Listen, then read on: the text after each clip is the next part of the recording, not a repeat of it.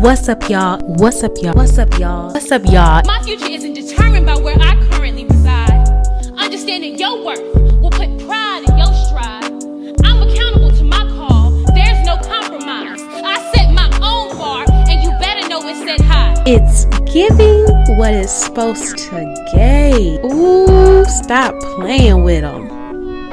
What's up, y'all? It's your girl, Dashari. Welcome back to another episode of It's a Perspective. Today, we have a special guest. He's an alum of the University of Oklahoma, a corporate consultant, and inclusive diversity and equity practitioner. He is a member of the Kappa Alpha Psi Fraternity Incorporated. You got to make sure you say that right.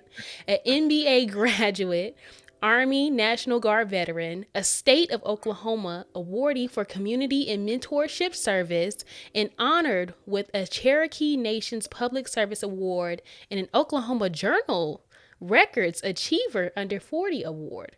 He is also the official spoken word artist for the OKCPD Outreach Program, an annual host and performer for the annual Teachers Appreciation Foundation Gala. With up to 2 decades of corporate experience combined with the collegiate adjunct professor distinction, he utilizes his passion and knowledge to serve underserved youth and marginalized groups in areas such as financial literacy, self-love, and actualization and goal execution. A proven national recording and spoken word performance artist, he is also a trained actor, featuring in a multitude of short films, film festival contributions, commercials, and other cinematic productions such as Oklahoma's notable Black Wall Street Burning. Last but not least, he's an immensely supportive husband to Mrs. Cordney McClain, and proud father to his 2 girls, Kamora and Camilla. Please welcome Mr. Cordney McClain. Listen, that was a mouthful. How are you today? I'm trying to slim it down, give people the short version. Listen, it is all good. Listen, you got to give them the full spectrum because you do a lot and you have a lot going for yourself. Try to stay busy, God willing. I'll keep pushing. But thank you for having me, though. It's an honor. I appreciate you reaching out and having me on your platform. Thank you. No problem. Listen, I think this is super dope because I don't know if you know, we both featured in For the Love of Money. And one of my earlier guests that I had was the executive producer for the movie Melvin Child. So I think that's super dope. So let's jump right into it. The fans' favorite part of the show. That's my jam. This is a segment of the show where you can play your mantra or a song you can't resist jamming, dancing, or singing. So what you got for us? So I would like to present to you and your audience one of my favorite tracks off of my upcoming album Pressure Cookers, which will be out in November. Peace. It's featuring Glenjamin the Great, Oklahoma, fine MC, philanthropist, all type of stuff. Nacho Cheesecake. He's on there with original flow and singer Phil Lee. It's one of my favorites on the album, so check it out. All right, here we go. Emotional stress often manifests as illness and disease. See, I'm always ready to fight, he's always ready to flee. With great peace comes great sacrifice. Hence my plight. Because he does not understand my grief. On the other hand, nobody understands him like me. Though he can't express himself, a speech impediment. Snap it up in the comment section for this spoken word piece. That's so good, y'all. Stay tuned for this album. It's coming late November, you said, 2022. Yes. Yeah, so the plan was originally to release it like in August for to be able to be in the category for spoken word artist of the year when it comes to the Grammys. Okay. And so I think I got caught up in some travel and stuff and wasn't able to finish some production and missed the deadline by like a week. Oh. And looked up and I was like, damn, it's a whole week. I can't get it in for the category. So I was like, you know what? I'm going to go back to it. I'm going to take my time on it some more and put a little more love in it. And between me and the producer, Chris McCoy, Oklahoma's finest, CL Yes. McCoy, LaRon Vision, we're taking our time on it, and we're looking at a date at least like November 20th. That's my youngest birthday. I said I'll put it out on her birthday to celebrate. Yes, that is what's up. Please tell us why you chose this as your jam. So when it comes to being in a lot of environments or circles, men's circles, Mm-hmm. and too many times, and usually these men's circles are about like 8 to 10 men, Mm-hmm. and with a large percentage of each circle being married men. And now these are men who are distinguished in the communities, Oklahoma City community. They do a lot, coaches, financial specialists, teachers, a lot of men in the community, police officers, a lot of men that were married and have a lot going on for themselves had the same story, and it was that they give so much to their families and so much to the communities. It's like they're pouring from an empty cup Oh, sometimes. yeah. And so they feel like, a lot of times black men, and specifically black men, don't have anyone to go to for a source of outlet, or to be able to vent. So this one, peace, or the longer title version is Peace of Mind and Mm-hmm. Peace of Mind. Yeah. Shout out to Outkast. I kind of stole that concept from Outkast, but the concept is based around being able to express ourselves in some type of safe place, a Okay. safe place without it being turned into a judgmental space. Mm-hmm. Mm-hmm. To be able to expound on our relationships and how we feel, how we're feeling, because we were raised to think that our feelings don't count. Yeah. So this particular track, and later on in the track, original flow, he spits a verse, and we switch up the beat. So it has some nuances later on in the track, but I really love what we did with this one. And then finding the sample, the piece part, I'm like, oh man, God just blessed it. Yeah. Yeah. Yeah. That Yes, is so I'm really good. proud of that Yeah, I enjoyed it. Listen, I've listened to the full version of it. You guys get a snippet of it this time, but one. like I said, if you can go check it out later in And it will November, be on all platforms.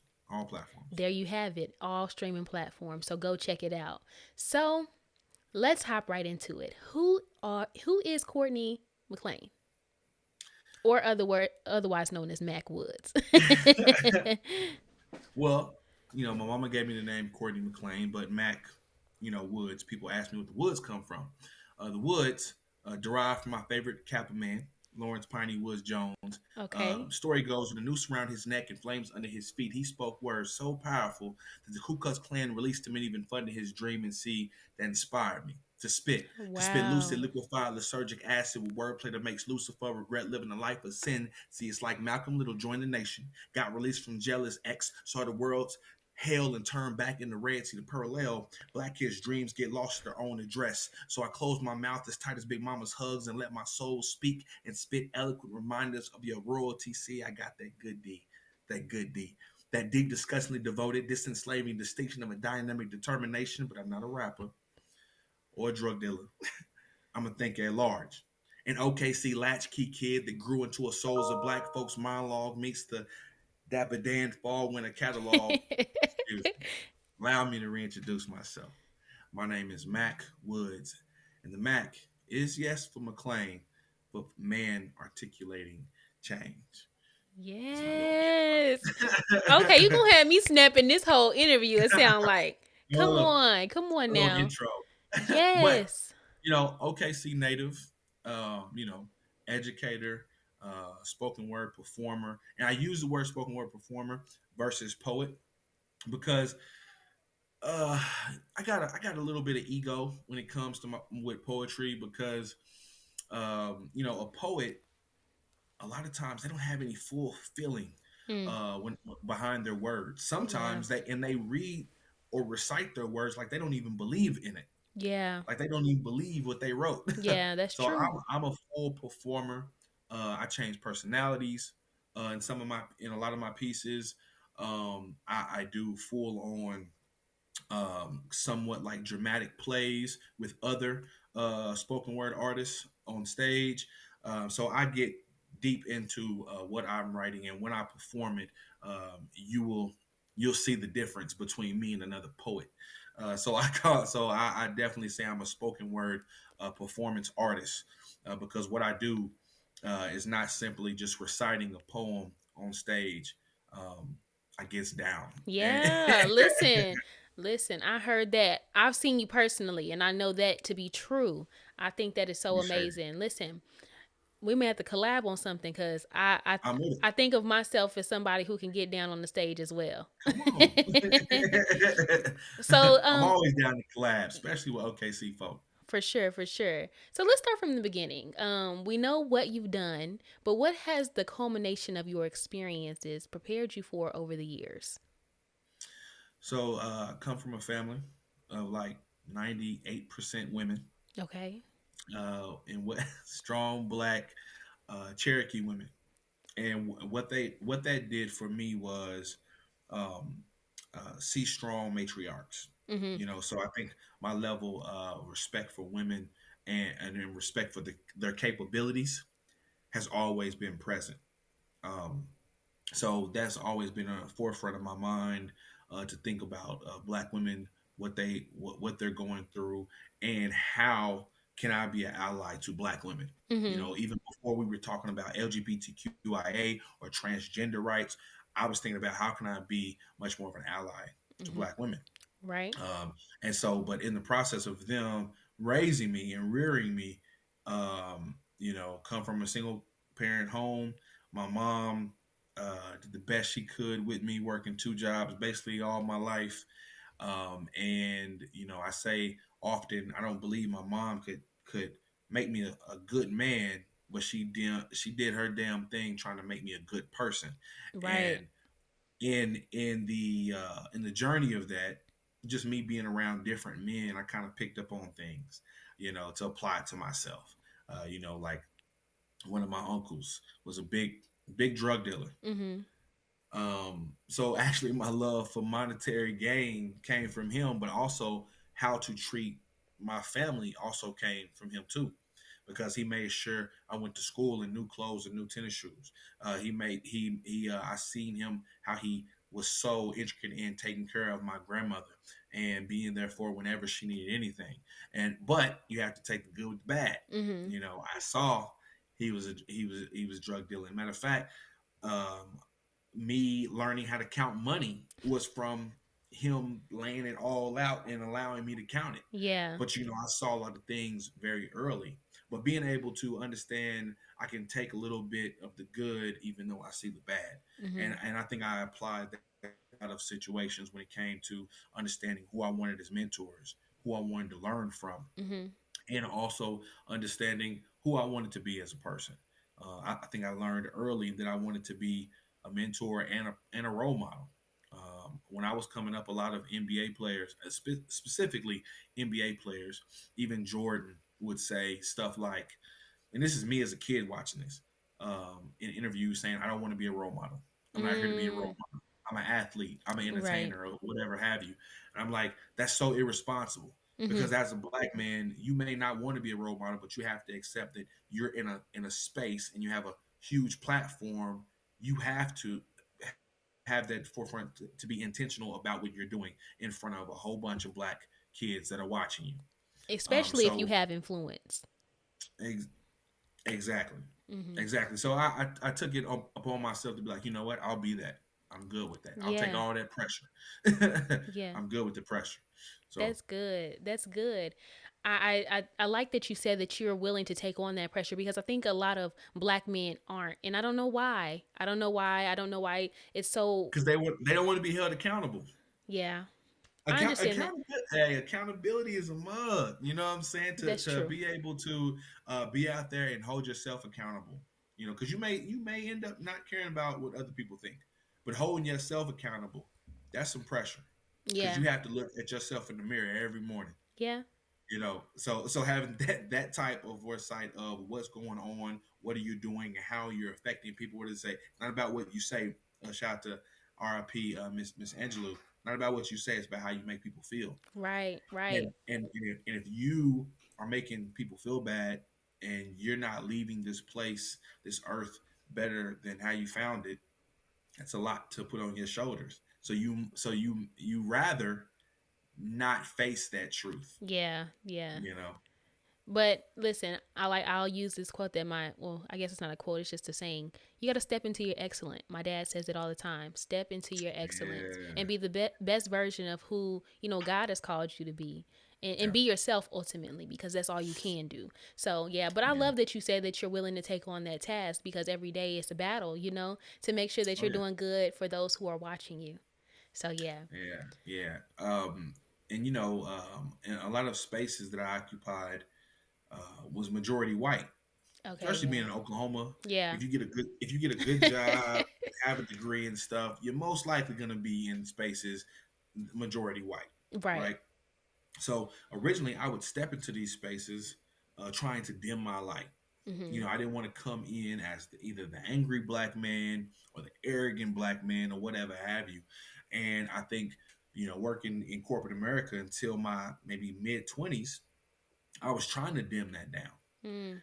And a light bulb just came off for me one day, and I was just and I live by this mantra of F humble. I don't believe in being humble. You Yeah. go by the definition is to be meek or modest, Mm. look at yourself in a low stature, and I don't adhere to any of that, and I'm not going to teach my children any of that. Now you can be gracious, you can show humility, Yeah. and you can be honored and honorable, but it's so many other adjectives I could use for myself in those spaces and be a commendable man and not use humble. So Man. we're gonna take Webster's dictionary, and you can keep humble all day, but that will not be me. I'm gonna know my excellence, I'm gonna know my power and ability, and I'm gonna step into it, and I'm not gonna dim my light to make you feel comfortable. Right. Right. Yeah. Yeah, that is so good. I'm a snap. I'm a snap, because that is so true. I've said it. I've said it before. Humble is a word that people like to use very loosely, and you should not. Yeah. Listen, take it to Yeah. heart and say, "Listen, I'm not gonna be humble, because I ain't got nothing humble to do, say, be. God has You called me you to be better look, than look, humble." we're two beautiful black and talented and Yeah. gifted Yeah. to walk around in a humble state. And then even the term that we put on people that we've looked up to all our lives, like a Martin Luther King or Mhm. Malcolm X or a Gandhi, Mhm. um, all of these people that were eloquent, that were leaders, and affected people in positive light, in their respective manners. None of these people were humble, At all. uh, none at all. Going by the definition, none of these people that we hold in high stature were humble people. They wouldn't have been able to accomplish what they did and have such a legacy that resonated with us to this day if they were humble people. Man, that's it. That is it. So you go by Mac, like you said before, men articulating change. Mhm. What was your motive to articulate change? After talking Um, about these greats like Gandhi, Malcolm X, it's Martin. it's it's uh it's very funny because when I was a kid, I had a stutter, Oh, wow. and so I tell people when I was a kid, I had a stutter, and now I get paid to talk. So so Yes, yeah, that's good. so I mean, I necessarily don't remember the stutter too much, but my family won't let me live it Oh, down. man. But my grandmother was old school, right? So she used to pop me in the mouth with a dish towel Wow. to stop my stutter. So I really don't remember it, but Uh-huh. my family won't let me forget Mhm. what I don't remember.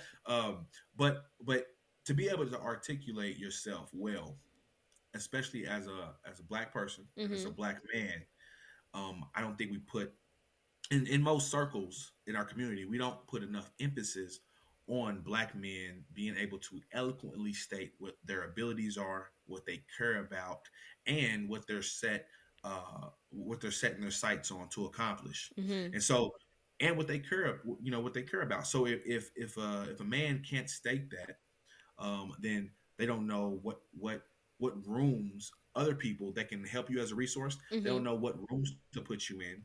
They don't know how to assist you, and they really don't know what your cause is because you can't eloquently state it.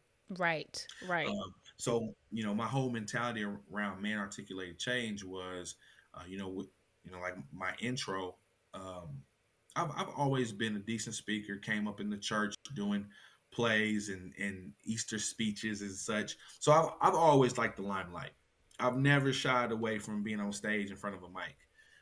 So that was just in me. I just thank God for that. That was just always in me. But when it came to my poetry alias, God literally just put that on me because I was like, I don't want to go by my government because I've honestly never liked my name Cordney. It's spelled different. It's no U, no T in it, but I just never, it's not fly to me. You know what I'm saying? So it's different, I guess, but it's not fly. So I was like, you know what? I don't want to go by my government name. um, what's some things, because I don't want a random name either. I want something that means something to me. Mm-hmm. So when I was pledging KSI, I came across Lawrence Clifton Jones, who went by Piney Woods, who established the Piney Woods School in Mississippi. So the story that he had of basically being kidnapped and about to be hung by the KKK, but he was able to speak so well and eloquently where they were touched and they let him down and even gave him a donation for his Piney Wow. Woods School of Agriculture. And so when I read that, that touched me so much. Like, okay, I've always wanted to be a great speaker. And this is someone who's a Kappa who, in dire situation, was able to, under pressure, noops, under pressure, was able to state what he cared about so much that an enemy felt that passion and released him from death. And so that inspired me. That inspired me. So I took the woods. So that's the woods part. And Mac, I wanted something to really represent. Well, my grandfather's name is Daddy Mac. Wow. So they call him Daddy Mac for McClain. And then around time I was around high school, they just random friends start calling me Mac. And then when I went to the army, they shortened my McClain, and everybody was calling me Mac. So Mac kind of stuck. But then I was like, all right, well, I have Mac. What can I do with that? And that's why I'm so sensitive when people put my name on flyers and stuff to make sure they're capitalizing the M and the A and the C because it's an acronym. Mm-hmm. And literally gave me the acronym. I know I wanted to stay Mac, but God gave me the meaning behind it. I mean, I literally didn't even have to think about it. It was like, what do I want Mac to mean? Man articulating change. So, and I focus on that in my poetry. Mm-hmm. I built a curriculum around self identity, self actualization, and that's why it's also since about 2006, I've been calling Black men king because I want you to see yourself as such. Mm-hmm. Because if you see yourself as such, you carry yourself differently, you walk into spaces, never having an imposter syndrome. You carry yourself like you're supposed to be in any type of environment. And so that's the change that I want to make within the annals of my spoken word, and that's the reason why I came up with the name. That's so good. That is so good. Has using your voice in this artistical form developed a parameter for how you view others' vocal arrangement and how it impacts the culture and generations? How it affects running back?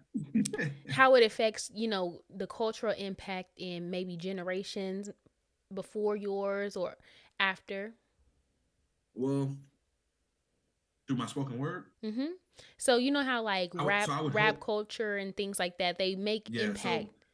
So I would so I would hope so. So when I go into spaces like for instance working with the Oklahoma City Police Department, Mm-hmm. when I go into juvenile centers, I'm also a mentor, but I'll always perform as well. So I'll go into the space, or really any space that I come into, specifically when it's students or young people involved. I'll come in automatically performing, and they never know that I'm about to do this. Wow, that's so cool. So I'll just walk in performing. I won't introduce myself or anything. I'll just come in performing. Then I'll introduce myself, and then I'll take snippets of my piece, and I'll break down the quotes tied in the Henry Tajfeld's social identity theory. Wow. And so that curriculum based around spoken word is really what really got me into a lot of different spaces.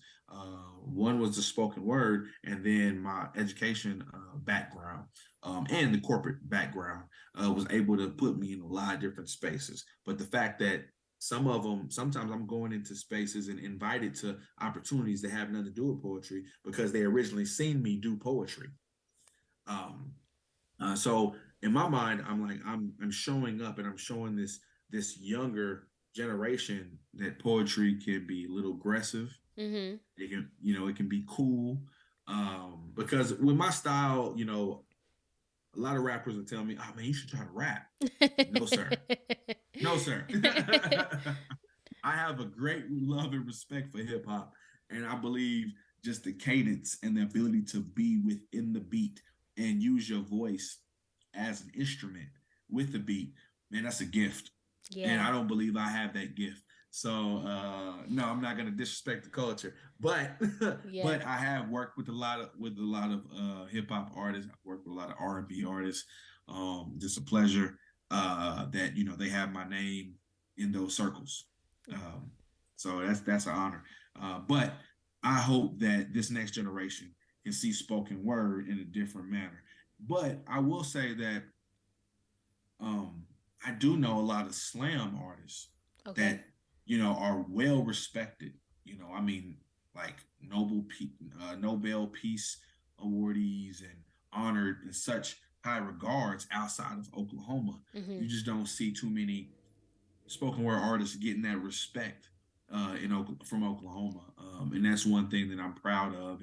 And then being a part of Poetic City, we traveled from Cali to DC to Miami. Just came back from Philly and New Jersey. So being able to show that Oklahoma poets got something to say outside of Oklahoma has been such a blessing too. Shout out to Tavy Blakely. He's been doing his thing when it comes to putting us in these spaces. So much props to Bleak, man. Ever since I linked up with Poetic City, I know that I always knew how to brand myself, always knew how to network and build relationships, but I was so busy being a father that I wasn't able to network my brand myself. Right. And Bleak really did that for me and got me in a lot of spaces to the point where now when my kids getting older, I'm getting a lot of gigs independently outside of Poetic City, but I know where it started. Right. Okay. Bleak was really able to help me do that beginning in like 2018 when we first met. But I think that young people coming up that may not even do poetry at all, I think they could see it as something that they could appreciate. So my first book and my first album is called Blacker Than Shakespeare's Ink. And that name came from shout out to my battle buddy from the Army, one of my closest friends, Kai Phoenix. I told him a story about me being in 8th grade. I never appreciated poetry back then. Robert Frost, Shakespeare, all the other white names that they put in front of us. They would rarely say anything about Maya Angelou or Langston Hughes or James Baldwin, any of those. Right. It was always some old dead white woman or old dead white man that they put in front of us. None of that resonated with me, right? So he helped me with the name Blacker Than Shakespeare's Ink, because what I talk about, it resonates with Black people, and and I've seen that it resonates with white people as well, because such as hip hop, it gives you a close eye view from an outsider point of view on Black culture and what we've been going through, and hopefully I've even evolved my pen game where now you understand what a husband goes through, what a father goes through, Mm-hmm. without any color barriers. But that's one thing that I have to say about being black. I'm not gonna try to write not black. Like Right, when somebody right. says, when somebody says, "Oh well, is all your stuff blackety black?"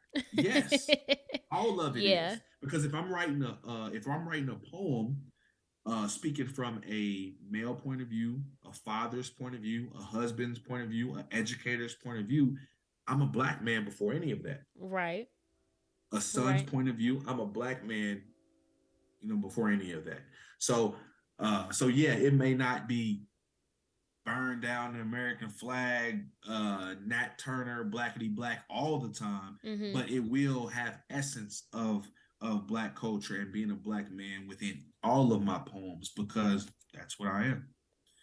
That's good. And I was going to segue right into this question about how do you feel, because I think it's such a thing that needs to be more pushed forward, where we are able to have a platform that is like a Shakespeare Yeah, platform. I know we've had our James Baldwins and our Langston Hughes and our Maya Angelos, but we don't have, I feel like, the position to be in that influence where we can have those eighth yeah, grade reading or the middle school reading yeah, of the Shakespeare plays and things like that. And I think there's such a need for that. Do you feel like yeah. you would like to reach that certain level where you can? That's that's the dream. So Right. even when I talk about like slam poetry, which never was a dream of mine to do slam poetry, because I like doing features. I Mm-hmm. like being on the stage for like 20 minutes and just enjoying it, enjoying the audience, having that type of back and forth with the audience, giving them a plethora, a range of what I can do. Mm-hmm. Slam poetry, you're up there for 3 minutes and you got to get done. And and a lot of times there's no like narrative. I mean, it's narrative, and there's plenty of extraordinary slam poets, which I'm actually trying to get into it by January. I'm gonna do my first slam competition in January to test out my skills, but it's too quick. You're up Yeah. there. You have to be very punchliney. Um, you have to be super dramatic, and I don't mind being dramatic because I am a trained actor, Mm-hmm. but dramatic and sometimes it feels fake. Yeah. You know what I'm saying? Um, so I never was drawn to it. I never was drawn to it until some revered slam poets told me that I should slam. I said, "Oh, okay." kind of got the buy off. So I was like, "Oh, well, Yeah. maybe I'll tap into it." Listen, if you see Um, me, I see me too. Let me go try yeah, yeah. it. But to answer your question, um, you know, it's all. I mean, the hegemonic powers that be control all of that. The fact that if we're not in the annals of higher education where a lot of our stuff is published and studied. You Right. see hip hop doing that a little bit here and there in different universities, teaching hip hop and lyricism. I know Lupe Fiasco. I think he just got into maybe Harvard or Princeton, where Mm-hmm. he's teaching a class. I know Scarface in the past has taught a class. Um, and people getting honorary doctorates and such in these spaces. But to be a staple in higher education, I don't know if America has come that far yet. That's true. Yeah. Yeah, Um, I think it's a shame in some ways, but in other ways, I think it's something that, can in one way or another be a gem yeah, until they dust it off. You don't know that gem is there. And I hate to say it in that way because obviously I would love for our culture, our people, and people like yourself to be pushed forward. And this leads into my next question about positivity. Why do you feel it's important to use positivity? I know that positivity is a long way around, the road for what yeah, people deem as success, but I think it should be more popular to be positive. And I ask yeah, this because there are so many things that could be popular. Like I stated, in rap, people use explicit language, or, and not that that's bad or, demeaning words, but you speak to these juvenile centers, and like you said, you go on tour with Poetic City. Why do you feel it's important to be positive? Man, because positive can break down um, so many ailments that you can't control. Right. You can't control a lot of what goes on in your life or to you, Mm-hmm. but you can control how you react to it. Mm-hmm. So if you have a positive energy, a positive mind frame of, well, I'm going to accomplish this. Mm-hmm. This is something that happened. Maybe I can't pay my bills this month, or maybe some things happen with my credits. So now I have to take an extra course or whatever have you. That all that stuff is going to happen. Mm-hmm. That's going to happen. You can be proactive and strategic as possible, but something is always going to happen, Yeah. right? And your responsibility is to go into it with a mindset of, even if it pisses you off, you have to, and the breakdown, that's human. Mm-hmm. Breaking down, crying, um, maybe explode a little bit, Mm-hmm. but don't stand still. I call it like Yeah. it's a bomb, but don't make it a landmine. Okay. You can explore a little bit, but don't stand still. Don't dwell in it. Mm-hmm. Be able to take in the emotions. That's healthy. That's healthy too. And there's even one thing that me and my wife, she's a licensed practicing counselor, and we try to teach our kids. And for me as a man, it's hard to be like, okay, it's okay to cry. Yeah. Because that's how I've been trained. Right. Being a man in America, don't cry, suck it up, man up. But being able to feel your feelings, it's okay to feel your feelings, but don't sit into it until the point where everything around you falls apart because you don't know how to adapt. And that's when our people need to learn resiliency. So teaching our youth resiliency, Mm-hmm. and to be able to understand healthy coping mechanisms, Mm-hmm. healthy Healthy. coping Right. mechanisms, and to be able to tap into them young. Like I love the things I'm seeing, like in DC, where you'll see a whole classroom practicing meditation. Yeah. You know what I'm saying? So you're able to take what's going on and channel it into a positive manner. So then you can be efficient and effective in whatever needs to be done. And so, even some of these, like, that's why I don't like the word motivation Mm. too much, because motivation is fleeting, Wow. but inspiration is internal. Inspiration is something that you can continue to utilize over and over and over. Motivation is fleeting. Motivation, some of your listeners don't like it, but it's like church. Motivation is Okay. like church. Okay. It makes you feel all good in the sanctuary, Mm-hmm. but as soon as you walk out of the sanctuary, you have to deal with real life.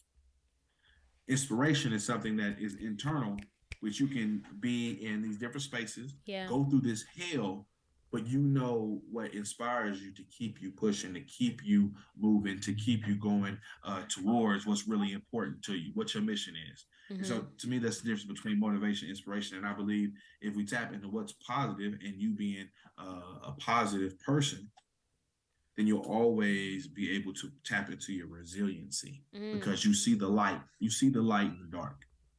That's so good. That is so good. And I wanted to add to what you said about the kids in DC doing meditation, and the teachers who are standing outside of their classroom and letting the children choose what the beginning of their day looks like. A hug, a high five, a fist bump, a dance. I think it's so good to be positive. But like I said, it is the long way around to what people deem as success, because people like trash TV, they like trash talk, they like a lot of different things. But I think the ultimate thing, and what will help our community specifically, is positivity and being, resilient in that. So take through the mindset shift. When you decided to go from being successful in corporate America to then stepping fully, well, not that you step fully out of corporate America, but following your dreams and stepping into being a public speaker, poet, and actor. Depression. Oh. Depression. I didn't know that And that's one thing that is on my album is understanding that men are looked into in the strong black woman. Yeah, yeah, We're not yeah. supposed to feel. We're not supposed to have emotions. Right. We're not supposed to be able to be hurt, Mm-hmm. right? Yeah. And we're just supposed to operate Mm-hmm. like machines. And that's what I was doing in that space. I was operating, and I wasn't enjoying it. I was negotiating $1 million, $1 billion deals. Dell City kid, uh, top security clearance. I'm able to go on Air Force One and Wow. all of that. And it was cool for the moment. Oh, like I'm a Dell City kid. I made this happen. This happened on Air Force One. Yeah. But it didn't mean anything. It was very fleeting. Mm. And I didn't have any gratification from the work I was doing. And I had an aha moment. One of my team leads, he was like, Courtney, I've been working here for 20 some odd years and I hate my job. Mm. And that made me sad for him. Yeah. And also I thought about my mom and the fact that she was working for the Capitol for matter of fact, she got hired like right before I was born. So Wow. her anniversary was kind of like always a couple days, well, yeah, a couple days after my birthday. So my birthday is January 2nd. I believe she got hired or started working for the state like on the 5th, something like Wow. that, in 1985. Come on, New Year's. So, huh? I said, come on, New Year's. Yeah, yeah. So just understanding that she had 30 some odd years of a job that she didn't like. Mm. I was like, I don't want to live like that. I don't want to live like that. So I had to find out, and I was listening to a lot of E.T. Thomas. Mm. Shout out to Yeah, E.T. yeah. Dr. E.T. I was listening to him, and one thing that he said was, you have to find what gratifies you, what puts that gratification in you. What do you love doing? But understand that you have to be great at what you love doing. And if you become great at what you enjoy doing, then people will eventually pay you to do it, but you have to become great at it. Mm. So I was already doing, little community outreach here and there and stuff like that. I was writing, but I wasn't performing anywhere. And I had to ask myself, what do I enjoy doing? Mm-hmm. And then I started taking all of my sick leave, all of my vacation, and started speaking at conferences. I became an adjunct professor and a board member at UCO for the Black Male Initiative. Mm. Okay. And I started helping out with the conferences, speaking at the conferences, teaching every fall for the Black Male Initiative. Then I got hired on to do some things at OU as well, and then became an adjunct professor there, to the point where people thought I only worked in higher education. They forgot the fact that originally I was able to get in these doors because I had Boeing. So Wow. now I'm from Boeing, and they love that because it's a big name in Oklahoma City. Mm-hmm. So I was able to get into these arenas originally because I was like, hey, I'm Boeing, I'm an Oklahoma native, and I was teaching financial literacy because I have a background in certification in financial education. Um, so I was doing financial literacy workshops originally, but my financial literacy workshops, they always had like um, a flair of like inspiration, and I will put in some poetry. Mm-hmm. So to the point where people were requesting me to do workshops, but I would do some financial literacy, but I kind of stopped doing it. And a lot of the stuff I was being hired for was just to spit poetry. Wow. And this was even before I was going to open mics. I wasn't even going to open mics. I was getting requested to come to these things to do poetry or to do a workshop over financial literacy. And sometimes I would just do both. I would let them know, Yeah. hey, like I would get hired for one thing and be like, hey, I do such and such too. Yeah. And I was able to work intersectionality in it, letting them know, hey, I can do this and I can do this. Mm-hmm. And I'm a Black man too. So the whole diversity and inclusion thing Yeah. was very easy for me to work. But I kind of fell in love with that in 2015. One of my best friends got hired as the first director of diversity and inclusion at OU. And so I started studying and that, before it really took off. and then was able to really tap into that. And then I got hired on at OU as director of diversity and inclusion. But I was depressed first. I was depressed, had to have an aha moment, and I had to really be intentional with what I wanted to do. And then I started being intentional. The intentionality behind it was using my sick leave, using my vacation from a space that didn't serve me to go to a space that did serve me. Right. And that was that transition, and me recognizing that was very important, because I didn't know I was depressed until I had to recognize what depression looks like. That's good. I think a lot of people my age would um, like to know the answer to this question. Do you feel like at a certain point you have to kind of, because you have to figure out life, right? Yeah. So you have to go through the thing of paying bills and things like that. Do you feel like at a certain point you felt like you were wasting time because Yep. you had something you wanted to do, but you had to also live life? Yep. Yep. Which I always say the twenties are a beast, because it'll beat you down. You're trying to figure out stuff.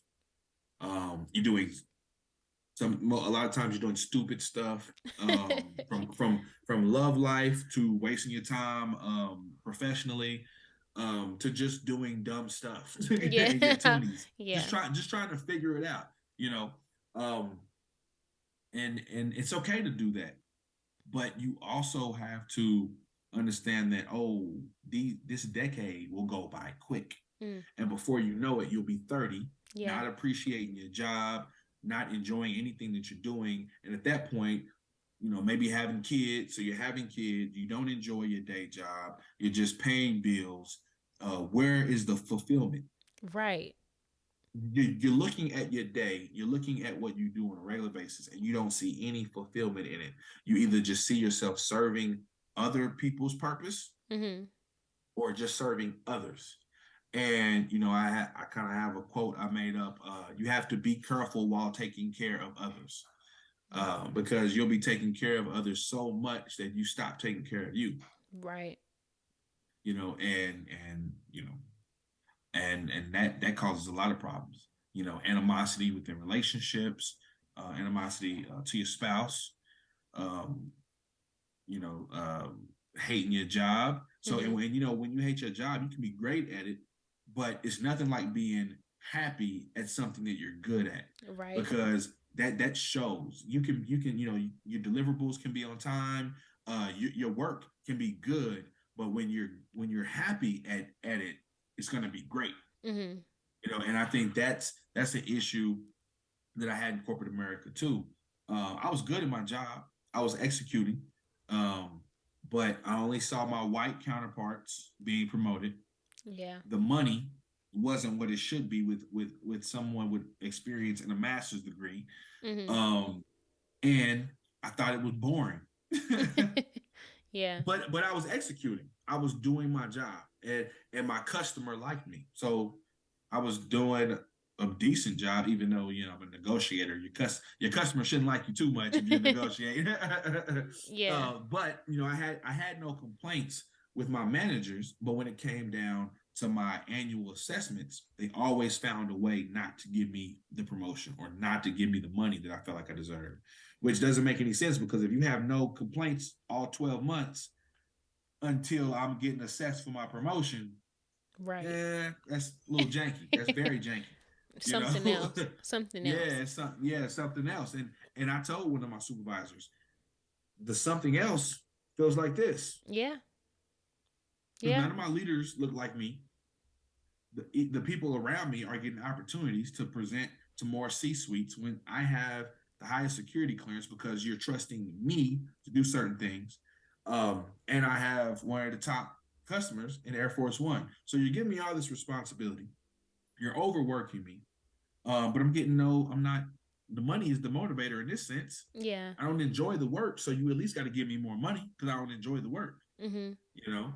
And so I would say to young people, try your damnedest to find out what you love to do in your 20s.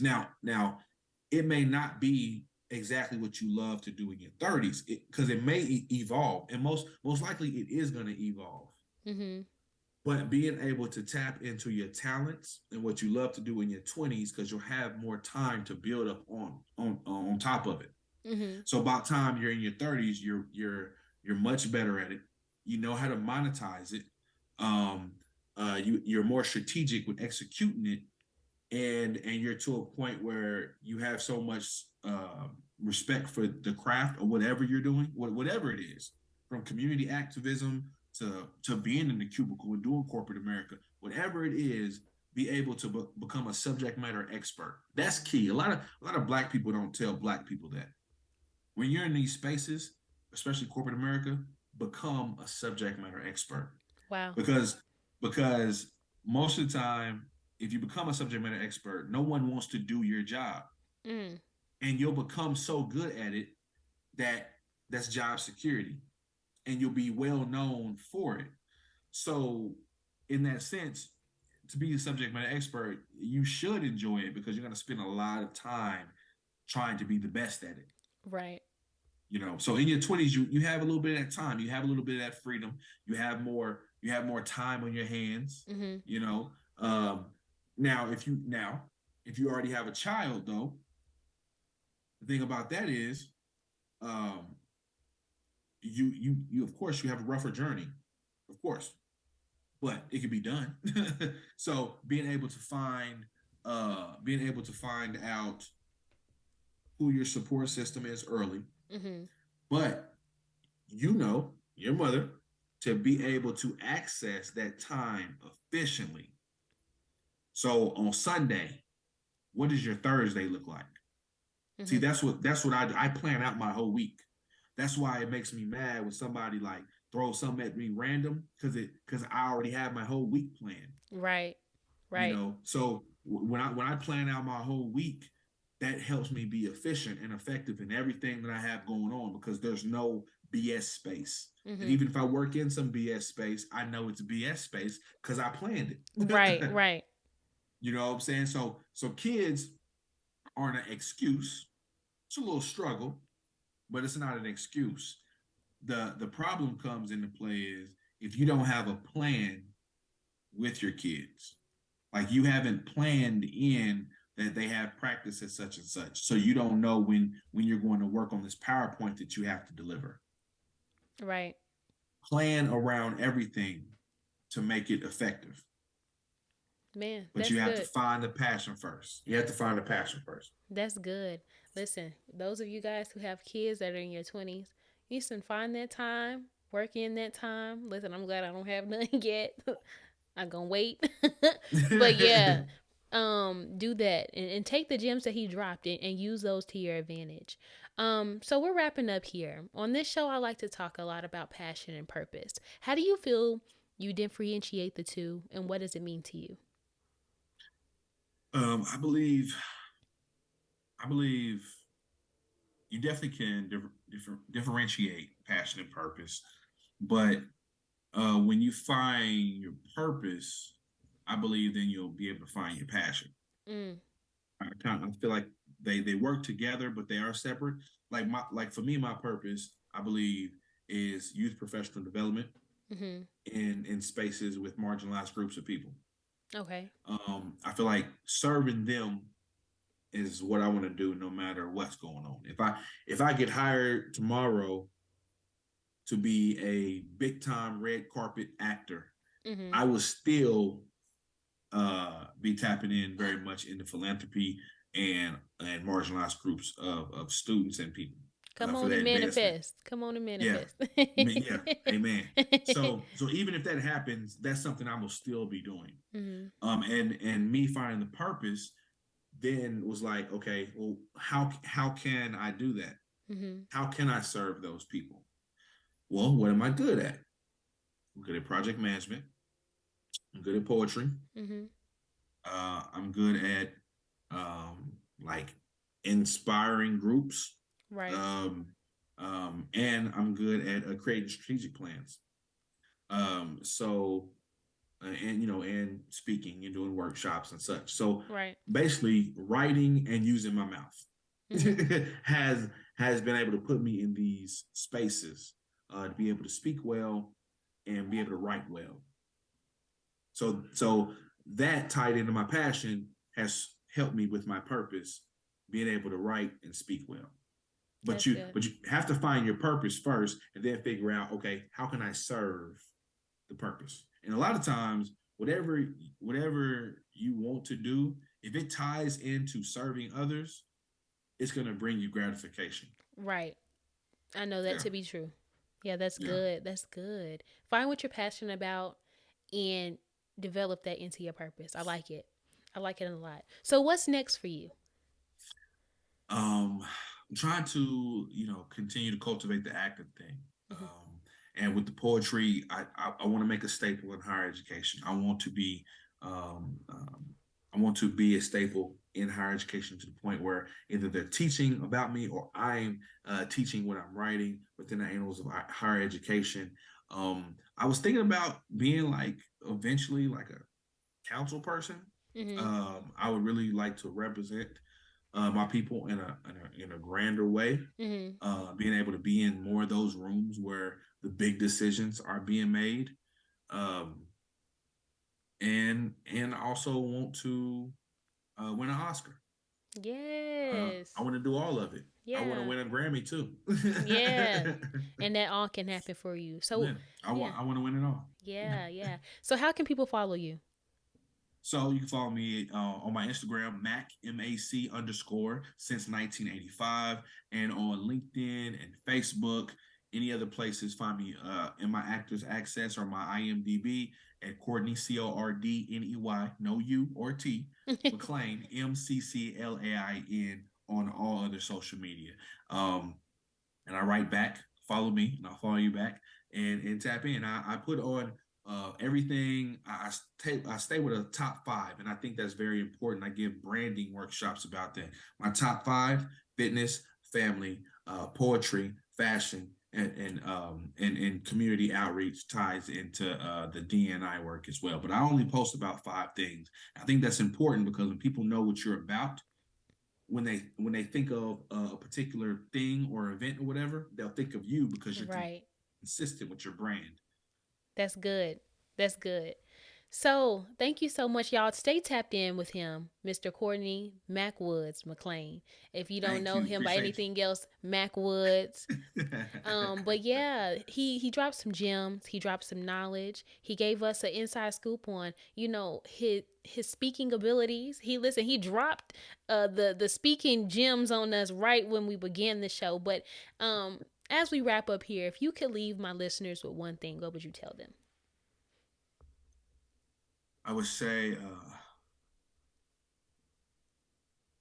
love passionately, live hard, and appreciate every moment. That's it. I love it.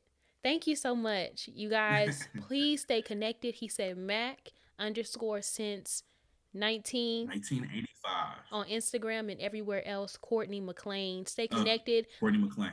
Yeah, and make sure you check out his album with his dope song that we listened to earlier, and that's my jam.